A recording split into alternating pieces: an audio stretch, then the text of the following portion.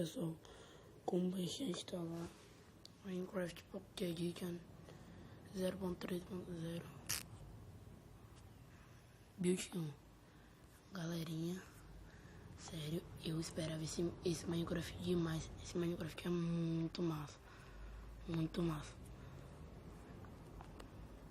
Rapaz, instalar aqui pra vocês aí, né? Você baixa lá no aplicativo que eu vou botar na descrição aí e instala.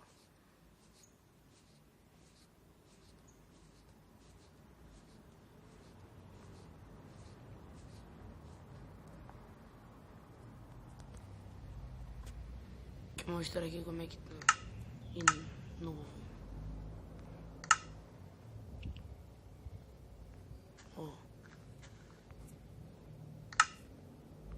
Ó pra aqui, galerinha. Gancho de armadilha, botão, sensor de luz solar, tocha de redstone, placa de pressão, botão, muito massa, muitas coisas novas, muitas portas novas também. Isso aqui o bloco de nota musical, muitas coisas massas. Aí vocês que verem, tchau galerinha, até